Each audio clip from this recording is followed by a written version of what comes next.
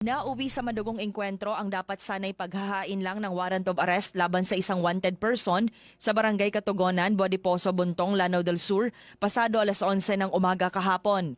Sinabi ni PNP BARM spokesperson Captain Steffi Salanggit na papasok pa lang ang mga pulis bitbit ang warrant of arrest laban sa suspect na si Sukair Jongkat dahil sa mga kasong murder at attempted murder nang tambangan sila ng mga armadong kalalakihan gamit ang sniper rifle.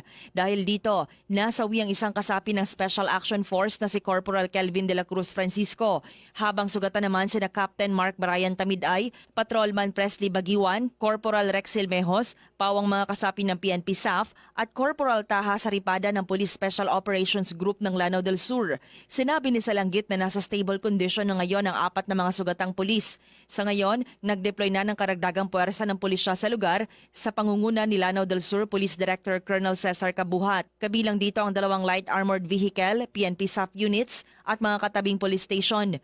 Ang naturang insidente ay nagdulot naman ng takot sa mga residenteng nakatira malapit sa lugar. Samantala, nakatakas naman ang target ng operasyon at patuloy pang pinaghahanap ng mga otoridad. Drema Kitayan, Bravo, NDBC, Bida, Balita.